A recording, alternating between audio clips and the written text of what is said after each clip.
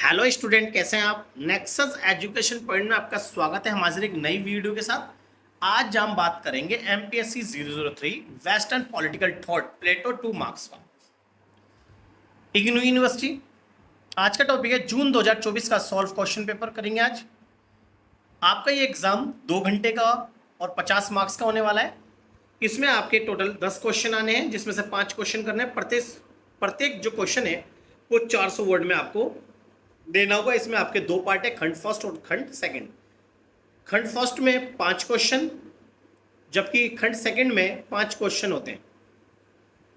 प्रत्येक खंड में से 2-2 क्वेश्चन करना अनिवार्य है और एक क्वेश्चन आप किसी भी खंड से कर सकते हैं, तो आपके 5 क्वेश्चन पूरे हो जाएंगे।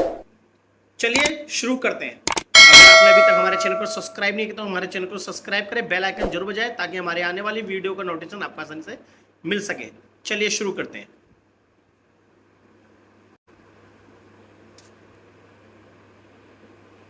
पहला क्वेश्चन है खंड फर्स्ट का, पश्चिमी राजनीतिक चिंतन की प्रासंगिकता का वर्णन कीजिए। तो इंपॉर्टेंट टॉपिक है ये, आपके जून 2024 में क्वेश्चन आया था। चलिए शुरू करते हैं। मनुष्य का इतिहास ये स्पष्ट करता है कि राजनीतिक चिंतन का क्रमिक विकास हुआ है। इसके अध्ययन से वर्तमान इतिहास की घटनाओं और समस्याओं को समझने में सहायता मिली है। वास्तव में इतिहास से वर्तमान समय तक समय समय पर अनेक चिंतकों का जन्म हुआ।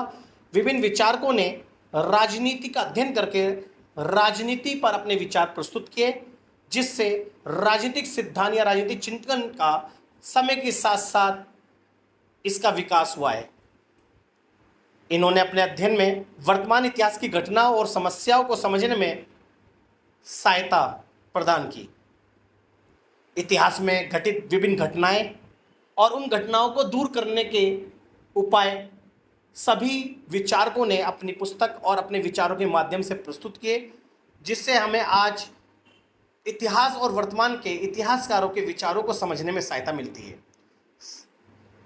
जब हम राजनीतिक जीवन के मापदंड, राजनीतिक आचरण एवं राजनीतिक चेतना आदि की आधारभूत तत्वों से संबंधित अवधारणाएं जो व्यवस्थित और किसी न किसी रूप में एक दूसरे से जुड़ी हैं के विकास की गति की जानकारी प्राप्त करते हैं। राजनीतिक चिंतन एक दिशा निर्देश के रूप में कार्य करता है। इसके आधार पर नए समाज के निर्माण की रूपरेखा को अंतिम रूप देने में सहायता मिलती है। जितने प्राचीन काल से प्लेटो, अरस्तु और भी जेसमिल, जॉन लॉक और एडम स्मिथ, कांट, एक विनाश और कार्ल मार्क्स, उदारवादी जैसे जो विचार समय समय पर आए, उन्होंने अपने विचार प्रस्तुत किए और उन्हें एक अच्छे समाज की स्थापना में अपने विचार प्रस्तुत किए, ताकि इनके अनुसार एक स्वच्छ और श्रेष्ठ समाज कैसे स्थापित किया जा सकता है। राज्य, उस राज्य के पर अपने इन्होंने विचार प्रस्तुत किए और इन्होंने अपनी समय की परिस्थितियों को अपने विचारों में अवधानित किया, ताकि आने वाली जनरेशन या लोग उनके विचारों को पढ़ के एक अच्छे राज्य की स्थापना कर सके। पश्चिमी राजनीतिक चिंतन की प्रासंगिकता, पहला पॉइंट है समस्याओं के समाधान के सुझाव। जितने भी जो राजनीतिक चिंतन रहे हैं, उन सभी पश्चिमी राजनीतिक चिंतनों ने अपने विचारों में अपने समय की परिस्थितियों को देखा और उन परिस्थितियों की जो समस्याएं, उन समस्याओं को जाना और बारीकी से इसका अध्ययन किया और इन समस्याओं के समाधान के सुझाव भी प्रदान किए, जिससे आज हमारे देश, हमारे राजनीतिक व्यवस्था में अगर कोई समस्या आती है, हम इनके विचारों को पढ़ के आज वर्तमान में राजनीतिक समस्याओं का समाधान करने के लिए हम इन विचारों को इसका इस्तेमाल करते हैं। दूसरा है वैचारिक स्पष्टता प्राप्त करना। पश्चिमी राजनीतिक चिंतनों के माध्यम से हम आज वर्तमान में प्राचीन काल की पश्चिमी जो राजनीतिक चिंतन विचारक हैं, उनके विचारों का अध्ययन करके हम उनके विचारों को स्पष्ट रूप से जान सकते हैं। जैसे उदारवादी विचारधारा को पढ़कर, यानी उदारवादी दृष्टिकोण को पढ़कर हम उदारवादी विचारधारा को जान सकते हैं कि उदारवाद कहता क्या है, मार्क्सवाद ने अपने विचारों में क्या कहना चाहता है, या इसके अलावा अरस्तु ने अपने समय में कौन से विचार प्रस्तुत करें, या मैकियावेली ने अपने विचार क्या दिए। इन सभी विचारों को हम स्पष्ट रूप से जान सकते हैं। फिर ऐतिहासिक तुलनात्मक ज्ञान, हम इन विचार को वेस्टर्न यानी पश्चिमी राजनीतिक चिंतन के माध्यम से हम इतिहास और आज वर्तमान के विचारों को पढ़ के हम उनकी तुलना कर सकते हैं। इतिहास में कौन सी घटनाएं घटित हुई, आज वर्तमान में कौन सी घटनाएं घटित हुई, आज वर्तमान और इतिहास की तुलना करके हम एक सक्षम ज्ञान प्राप्त कर सकते हैं। इसी को कह सकते हैं कि ऐतिहासिक तुलनात्मक ज्ञान की प्राप्ति हम पश्चिमी राजनीतिक चिंतन के माध्यम से करते हैं। ये एक इसकी महत्वपूर्ण प्रासंगिकता है। सरकार की स्थापना में सहायक पश्चिमी राजनीतिक चिंतन के विचारों को पढ़कर आज हम वर्तमान में सरकार की स्थापना कर सकते हैं। जिस विचारकों के विचार, जैसे कार्ल मार्क्स ने साम्यवादी विचारधारा का, और जबकि उदारवाद ने एक लोकतंत्र और इसके अलावा मुक्त अर्थव्यवस्था के ऊपर अपने विचार दिए, और यहाँ तक कि अरस्तु और प्लेटो ने एक आदर्श राजनीतिक व्यवस्था, एक राजतंत्री विचार दिए। हम किसी भी विचारकों के विचार जो हमें आज अच्छे लगते हैं, हम उसके विचारों के माध्यम से अपने देश या अपने क्षेत्रों में उस सरकार की स्थापना कर सकते हैं। ये पश्चिमी राजनीतिक चिंतन की प्रासंगिकता है। नागरिक जीवन के आदर्श सुझाव, प्रत्येक राजनीतिक विचारकों ने एक नागरिक जीवन के लिए एक आदर्श सुझाव भी प्रदान किए हैं कि हमें समाज में कैसे अपने आदर्श या हमें किस तरह से आचरण करना चाहिए। इसलिए नागरिक जीवन के आदर्श सुझाव भी हमारे पश्चिमी राजनीतिक चिंतन में माध्यम से प्राप्त होते हैं। राज्य के निर्माण संबंधी विचार, पश्चिमी राजनीतिक चिंतन की प्रासंगिकता है राज्य के निर्माण संबंधी विचार। सभी विचारकों ने राज्य का निर्माण कैसे हुआ, जैसे जेसमिल, हॉफ और रूसो ने राज्य के निर्माण सामान्य इच्छा के ऊपर सामाजिक समझौते के माध्यम से विचार दिए। राज्य का निर्माण संबंधी विचार हम आसानी से आज जान सकते हैं कि किन राज्यों का निर्माण कैसे हुआ। ये सब पश्चिमी राजनीतिक चिंतनों के माध्यम से ही संभव हुआ है। तो ये हमारे पश्चिमी राजनीतिक चिंतन की प्रासंगिकता के बारे में बात करिए। बात करते हैं अरस्तु के राजनीतिक जीवन में राजनीति तथा नैतिकता के बीच संबंध, कि अरस्तु ने राजनीतिक चिंतन में राजनीति और नैतिकता को किस तरह से संबंधित माना। अरस्तु एक महान दार्शनिक और राजनीतिक विचारक था। उसने दर्शन शास्त्र और राजनीति के ऊपर अपने विचार प्रस्तुत करे। अरस्तु ने सर्वप्रथम नैतिकता शब्द का इस्तेमाल अपने पूर्ववर्तियों जैसे सुकरात और प्लेटो द्वारा विकसित अध्ययन के एक क्षेत्र को नाम देने के लिए किया था, जो इस सवाल का तर्कसंगत जवाब देने के प्रयास के लिए है कि मनुष्य को सबसे अच्छा कैसे जीना चाहिए। अरस्तु ने नैतिकता और राजनीति को अध्ययन के दो संबंधित लेकिन अलग अलग क्षेत्र के रूप में माना, क्योंकि नैतिकता व्यक्ति की भलाई की जांच करती है। व्यक्ति राज्य के अंदर नैतिकता प्राप्त कर सकता है और मनुष्य के अंदर नैतिकता का जन्म एक आध्यात्मिक शिक्षा के माध्यम से प्राप्त हो सकता है, और यह आध्यात्मिक शिक्षा केवल राज्य के अंदर ही प्राप्त हो सकती है। जबकि राजनीति राज्य व नागरिकों की भलाई की जांच करता है। राजनीति का जो कार्य क्षेत्र राज्य नागरिकों के लिए है, जबकि धर्म और नैतिकता व्यक्ति की अच्छाई और भलाई की जांच करती है और मनुष्य के अंदर एक कर्तव्य का जो है प्रवाह या निर्माण करती है, और व्यक्ति नैतिकता का पालन करके समाज में अच्छे काम करता है, जिससे वो श्रेष्ठ नागरिक का रूप लेता है, जिससे वे समुदाय का सबसे अच्छा प्रकार मानते हैं। तो इस तरह से राजनीति और नागरिक नैतिकता को उन्होंने संबंधित माना। अरस्तु के राजनीतिक तथा नैतिकता संबंधी विचार क्या है, पहले पढ़ते हैं। अरस्तु के अनुसार राज्य मात्र एक राजनीतिक समुदाय है ही नहीं, बल्कि एक सरकार, एक शिक्षालय, एक नैतिक और संस्कृति भी है, जहां लोगों को नैतिकता प्राप्त होती है। अरस्तु के अनुसार राज्य मात्र एक राजनीतिक समुदाय ही नहीं, बल्कि ये एक सरकार, एक शिक्षालय, एक नैतिक और संस्कृति भी है, क्योंकि राजनीति को उन्होंने एक गवर्नमेंट माना, जो सरकार राज्य में राज करती है, लोगों की समस्याओं का समाधान करती है, एक शिक्षा, लोगों को शिक्षा प्रदान करती है, एक नैतिकता का जन्म और संस्कृति का जन्म भी करती है। ये वह संगठन है जो मनुष्य के पूरे जीवन को अभिव्यक्त करता है, मनुष्य को एक अच्छा जीवन देता है, जिसका अर्थ एक नैतिक एवं सदाचारी जीवन है। सेकंड पॉइंट है नैतिकता और राजनीति में आपसी घनिष्ठ संबंध होता है। अरस्तु के अनुसार राजनीति के माध्यम से ही हम सदाचारी जीवन को देखते हैं। अरस्तु का मानना है कि जैसे राजनीति एक अभ्यास का विज्ञान है और जैसे अपने क्रियाकलापों के माध्यम से हम अपने नैतिक सद्गुणों की उपलब्धियां प्राप्त करते हैं, इस तरह से नैतिकता और राजनीति को हम आपस में घनिष्ठ संबंधित मानते हैं। थर्ड पॉइंट है, अरस्तु ने उन नैतिक गुणों की बात करता है जो एक मनुष्य में होने चाहिए, और उसका मानना है कि केवल एक अच्छा मनुष्य ही एक अच्छा नागरिक हो सकता है। इसलिए अच्छे नागरिकों में भी विभिन्न गुण होते हैं, जैसे वो संविधान का पालन करता हो, अपनी नैतिकता और कर्तव्य का पालन करता हो, और अपने राज्य के प्रति वफादार हो, और अपने राज्य के प्रति एक राष्ट्रवादी व्यक्ति हो। जैसे गुण अगर व्यक्ति में आते हैं तो वो एक सर्वश्रेष्ठ नागरिक कहलाता है। फोर्थ पॉइंट है बच्चों, अरस्तु के अनुसार राजनीति वे समुदाय है जो राज्य में रहने वाले लोगों के विकास एवं हितों के लिए कार्य करता है। राजनीति राज्य में रहने वाले लोगों के हित के लिए कार्य करता है और विकास के कार्य करता है, जबकि नैतिकता मनुष्य को श्रेष्ठ नागरिक बनाने पर जोर देती है ताकि एक श्रेष्ठ राज्य की स्थापना हो सके। इस तरह से राजनीति और नैतिकता एक दूसरे से घनिष्ठ संबंध माने जाते हैं। फिफ्थ पॉइंट है बच्चों, अरस्तु ने राजनीति को एक राज्य के रूप में माना है। राज्य में रहने वाले लोग आध्यात्मिक ज्ञान प्राप्त करके नैतिकता का पालन करने योग्य बनते हैं। इसके अनुसार नैतिकता राज्य में आध्यात्मिक ज्ञान प्राप्त कर सकता है, जिस तरह से राजनीति और नैतिकता एक दूसरे से घनिष्ठ संबंधित हैं।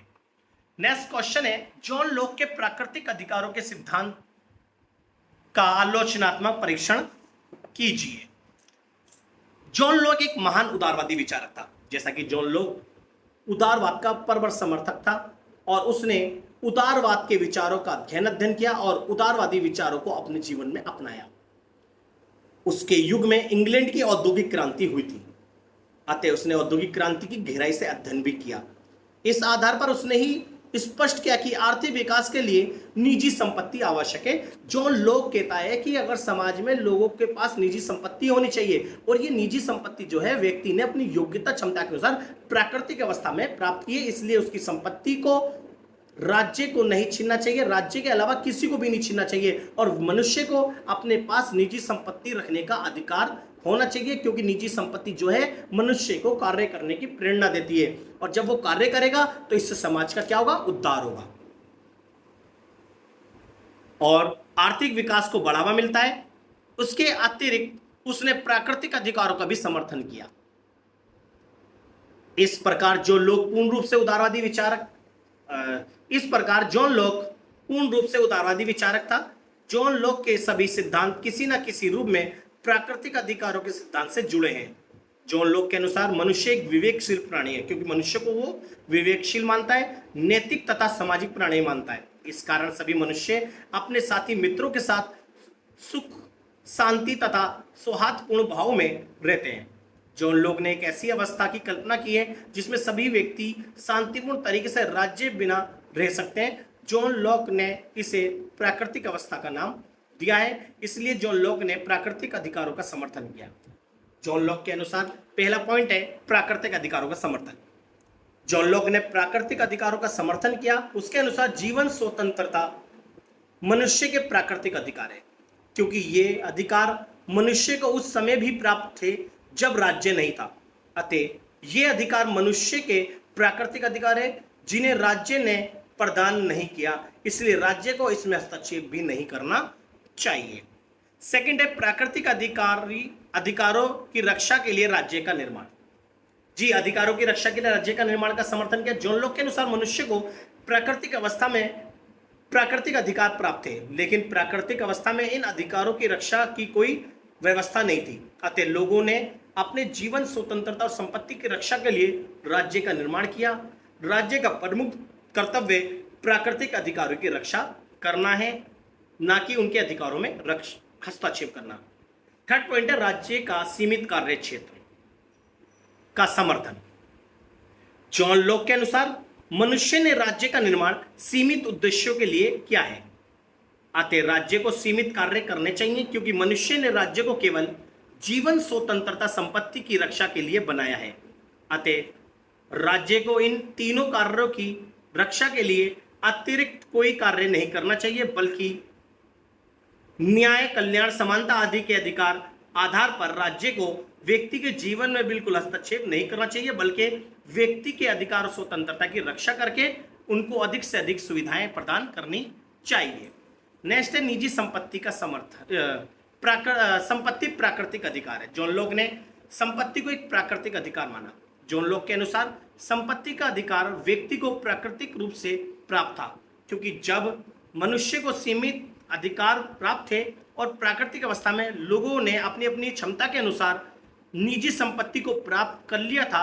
इसलिए ये एक प्राकृतिक अधिकार है जिसमें राज्य को हस्तक्षेप नहीं करना चाहिए और व्यक्ति को अपनी निजी संपत्ति रखने का पूरा अधिकार होना चाहिए। फिफ्थ पॉइंट है निजी संपत्ति का समर्थन। जॉन लॉक ने निजी संपत्ति का समर्थन किया, अतः उसने 17वीं शताब्दी में निजी संपत्ति और पूंजीवाद का औचित्य सिद्ध किया। जॉन लॉक ने यह तर्क दिया है कि कोई भी मनुष्य अपने उपयोग के लिए प्राकृतिक संसाधनों का प्रयोग तभी कर सकता है जब वे अपनी मेहनत के द्वारा प्राकृतिक संसाधनों पर अपना अधिकार सिद्ध कर ले। इस प्रकार जॉन लॉक का मत है कि संपत्ति में प्राकृतिक संसाधनों को निजी संपत्ति में परिवर्तित करके ही विकास किया जा सकता है। इस तरह से जॉन लॉक के अनुसार प्राकृतिक और संसाधनों पर मेहनत करके व्यक्ति जो कुछ भी अर्जित करता है वे उसकी निजी संपत्ति मानी जाती है। इस तरह से इन्होंने निजी संपत्ति का समर्थन किया। अब बात करते हैं जॉन लॉक के प्राकृतिक अधिकारों की आलोचना। पहला पॉइंट है प्राकृतिक अधिकार का निर्माण उचित नहीं है। आलोचकों का मानना है जॉन लॉक ने जो प्राकृतिक अधिकार दिया है उसका निर्माण उचित नहीं है, क्योंकि प्राकृतिक अधिकारों का कानूनी मान्यता के बिना कोई महत्व नहीं है, क्योंकि प्रकृति की बात जो है प्राकृतिक शब्द स्पष्ट नहीं है, इसलिए कानूनों के बिना प्राकृतिक अधिकारों का कोई अस्तित्व नहीं माना जाता, ये आलोचक कहते हैं। दूसरा है राज्य का निर्माण केवल प्राकृतिक अधिकारों की रक्षा के लिए नहीं हुआ, बल्कि राज्य अधिकारों के साथ साथ बहुत सारी सुविधाएं, बड़े शिक्षा, स्वास्थ्य सुविधाएं और बहुत सारी सुविधाएं राज्य प्रदान करता है। इसलिए राज्य का निर्माण अनेक विभिन्न कार्यों के लिए हुआ है, ना कि प्राकृतिक अधिकारों की रक्षा के लिए हुआ है। तीसरा है निजी संपत्ति से निर्धन वर्ग के शोषण को बढ़ावा मिलेगा। आलोचकों का मानना है कि निजी संपत्ति से निर्धन वर्गों के शोषण को बढ़ावा मिलेगा, क्योंकि अमीरों के पास संपत्ति आने से जो निर्धन वर्ग है उनका शोषण होगा। इसलिए निजी संपत्ति जो है एक निर्धन वर्ग के शोषणकारी रूप में होती है।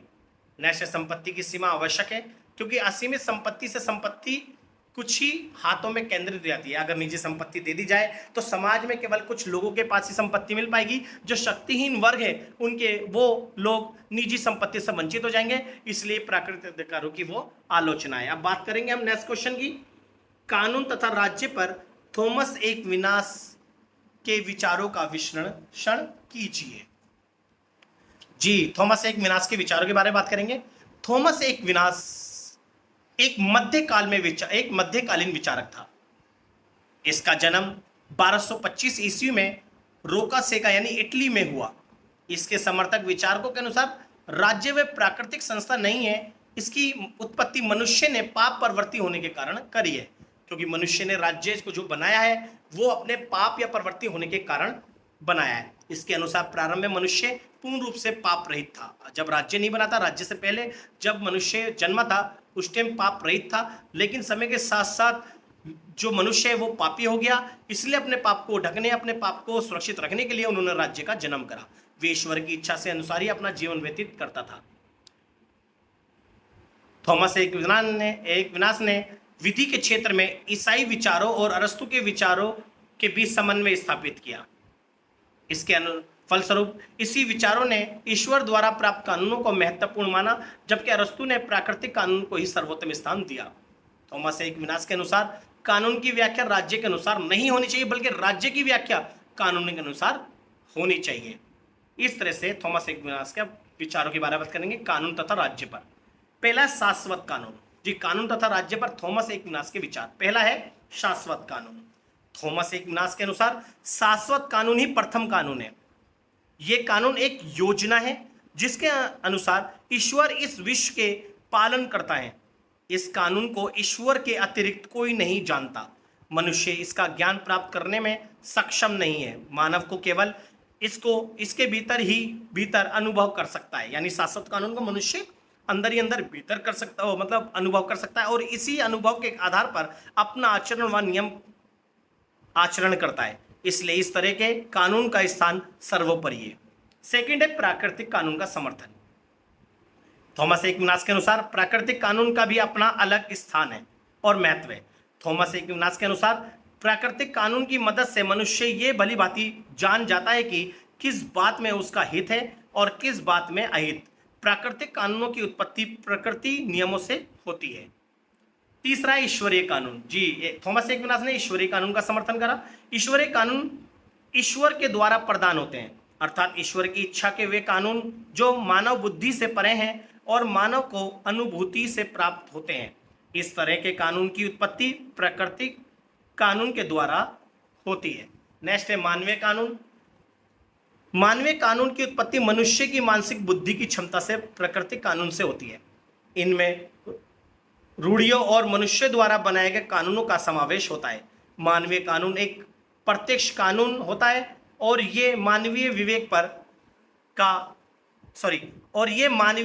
का प्रतिफल है। नेक्स्ट है राज्य की अवधारणा। थॉमस एक्विनास ने राज्य की अवधारणा पर विचार दिए। थॉमस एक्विनास के अनुसार राज्य की उत्पत्ति प्रकृति ने नहीं की, राज्य का जन्म पाप के फलस्वरूप हुआ है। राज्य का मुख्य उद्देश्य मनुष्य को नियंत्रण में रखना है ताकि राज्य में रहकर वो और ज्यादा पाप ना करे, क्योंकि वो पाप करेगा और केवल मनुष्य को पाप करने से रोकेगा केवल राज्य। इसलिए थॉमस एक्विनास ने ऐसे राज्य का समर्थन करा जो लोगों को पाप करने से रोके। अगर वो पाप करे तो उसे दंड दें, क्योंकि इससे शरीर और मनुष्य दोनों ही व्यवस्थित ढंग से रहते हैं। थॉमस एक्विनास राज्य के लक्ष्य के आधार पर ही राज्य को अच्छा या बुरा कहते हैं कि राज्य का भी वे उद्देश्य है जो मनुष्य का उद्देश्य है। मनुष्य के जीवन का लक्ष्य मोक्ष की प्राप्ति और राज्य का ये कर्तव्य है कि वे मनुष्य के इस कार्य में मदद पहुंचाए। अब बात करते हैं राज्य के कार्य। थॉमस एक्विनास के अनुसार राज्य के निम्नलिखित कार्य हैं।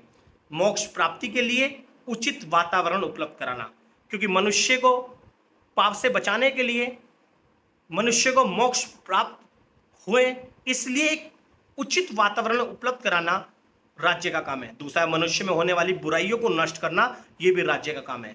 राज्य में ईसाई धर्म के नियमों को लागू करना, यह भी राज्य का कार्य है। ये थॉमस एक्विनास ने कानून और राज्य पर अपने विचार दिए। नेक्स्ट क्वेश्चन पढ़ेंगे। आदमी स्वतंत्र रूप से पैदा होता है लेकिन हर जगह वह जंजीर है। इसका तात्पर्य ये कि रूसो ने कहा कि मनुष्य जो है वो प्राकृतिक रूप से जन्मा है, इसलिए जन्म होने के बाद प्राकृतिक अवस्था में लोग अपनी सामान्य इच्छा के अनुसार राज्य का जन्म करते हैं। फिर राज्य जो है कुछ कानून का निर्माण करता है जिससे उसकी स्वतंत्रता नष्ट होती है और वो जंजीरों में अकड़ जाता है। रूसो एक प्रसिद्ध राजनीतिक चिंतक था। उसने हॉब्स और जॉन लॉक की तरह सामाजिक समझौते के सिद्धांत का समर्थन करा। इसका मानना है कि जो सामाजिक समझौते के द्वारा ही राज्य का जन्म हुआ। जब लोगों के अधिकारों की रक्षा नहीं हो पा रही थी, प्राकृतिक अवस्था में ताकत और व्यक्ति कमजोर के अधिकार छीनने लगे थे, तो सभी लोगों ने आपसी सहमति सामान्य इच्छा से एक सामाजिक समझौते के आधार पर एक राज्य का निर्माण करा और उस राज्य ने लोगों के अधिकारों की रक्षा की। परंतु विश्व के विचार से ही फ्रांस में क्रांतिकारियों को प्रेरणा मिली। इसने अपनी पुस्तक सोशल कॉन्ट्रैक्ट में सामान्य इच्छा के सिद्धांत का प्रतिपादन किया। उसके विचारों में व्यक्तिवाद, साम्यवाद, निरंकुशवाद और लोकतंत्र से संबंधित विचार एक साथ दिखाई देते हैं। रूसो का जन्म जेनेवा में हुआ क्योंकि उनके पिता धार्मिक अत्याचारों के कारण फ्रांस से भागकर जेनेवा चले गए थे। उसके पिता चरित्रहीन थे और अशिक्षित थे, जिससे रूसो के मन पर बुरा प्रभाव पड़ा। रूसो मुख्यतः जॉन लॉक और प्लेटो के विचारों से प्रभावित थे। इसके साथ ही जेनेवा के वातावरण से भी वे प्रभावित हुए, इसलिए ही वे छोटे नगर राज्यों के पक्ष में थे। उसने मुख्यतः इस बात पर विचार किया कि निरंकुश राज्य सत्ता से जनता को किस प्रकार छुटकारा मिले। अब बात करते हैं रूसो के सामान्य इच्छा के बारे में। रूसो की जन या सामान्य इच्छा महत्वपूर्ण स्थान रखती है। सामान्य इच्छा समाज के सभी सदस्यों की इच्छा व्यक्ति के स्वर से परिपूर्ण होती है, क्योंकि सामान्य इच्छा जो है समाज में रहने वाले सभी सदस्यों की जो इच्छा होती है वो एक ही इच्छा होती है। सामान्य इच्छा आदर्श इच्छाओं का योग है। सामान्य इच्छा को समझने के लिए रूसो द्वारा प्रतिपादित इच्छा के विश्लेषण को समझना आवश्यक है। मनुष्य एक विवेकशील प्राणी है, इसलिए विचार और इच्छा उसके हृदय में उठते रहते हैं। मनुष्य की इच्छा दो प्रकार की होती है। एक होती है हमारी यथार्थ इच्छा। जी, यथार्थ इच्छा क्या होती है? यथार्थ इच्छा वे इच्छा होती है जो मनुष्य के स्वार्थ पर आधारित होती है। मनुष्य इस इच्छा के माध्यम से राज्य का जन्म करता है और राज्य का जन्म उसने अपने स्वार्थ के कारण किया है। दूसरी इच्छा जो होती है वो आदर्श इच्छा है। ये आदर्श इच्छा निस्वार्थ होती है, मनुष्य को निस्वार्थ यानी बिना स्वार्थ के दूसरों के हित के कार्य करने वाली होती है। ये दो प्रकार की इच्छा है। रूसो के अनुसार मनुष्य ने स्वतंत्र रूप से जन्म लिया है, लेकिन हर जगह से जंजीरों में जकड़ा हुआ है। रूसो का मानना है कि व्यक्ति का जो जन्म हुआ वो प्रकृति ने, ईश्वर ने कराया, इसलिए मनुष्य को पर किसी प्रकार का कोई बंधन नहीं था। वो प्राकृतिक अवस्था में स्वतंत्र रूप से अपने अधिकारों स्वतंत्रता का प्रयोग करता था, और ये अधिकार स्वतंत्रता ईश्वर के द्वारा प्रदान किए गए होते हैं। परंतु समय के साथ लोगों में कुछ लालची या कुछ असामाजिक तत्वों का जन्म हुआ, जिन्होंने शक्तिहीन वर्गों के अधिकारों को छीनना शुरू कर दिया, जिसके डर की वजह से उन्होंने आपसी सहमति के द्वारा अपने अधिकारों की रक्षा, प्राकृतिक अधिकारों की रक्षा के लिए राज्य का जन्म करा। परंतु समाज या शासन उसको अनेक बंधनों में बांध देते हैं, क्योंकि जब राज्य का निर्माण करा तो राज्य कुछ नियमों का पालन करे, नियम बनाएंगे, और वो नियम राज्य के नागरिकों पर थोपे, जिससे लोग स्वतंत्रता के साथ जन्मे तो सही, लेकिन फिर जंजीरों में, राज्य के अंदर जंजीरों में बंध गए। इसी सिद्धांत को ध्यान में रखते हुए रूसो ने सामान्य इच्छा पर बहुत बल दिया। उसके अनुसार शासन को लोग इच्छा को ध्यान में रखते हुए अपने नियमों और कार्यों का गठन करना चाहिए। सामान्य इच्छा को ध्यान में रखते हुए एक शासक लोकप्रिय शासक बन सकता है। रूसो सामान्य इच्छा को प्रजातंत्र का एक मौलिक आधार मानता है, और ये कहता है कि सामान्य इच्छा में एक प्रजातंत्र की स्थापना होनी चाहिए, यानी लोकतंत्र को मानता है, क्योंकि लोकतंत्र जनता के अधिकारों की रक्षा करती है और ज्यादा स्वतंत्रता अधिकार भी देती है। सामान्य इच्छा में 3 बातों की सामान्यता होती है। पहला, जो भी अगर सामान्य इच्छा अगर राज्य का जन्म कराए, उसमें 3 सामान्यता होती है। पहला, ये सामान्य इच्छा सभी नागरिकों की सहमति पर होनी चाहिए। दूसरा, सामान्य इच्छा राज्य की समस्त जनता से संबंधित होनी चाहिए। तीसरा, ये समाज के हितों के अनुकूल होनी चाहिए। इन 3 आधारों पर ही सामान्य इच्छा की स्थापना होती है।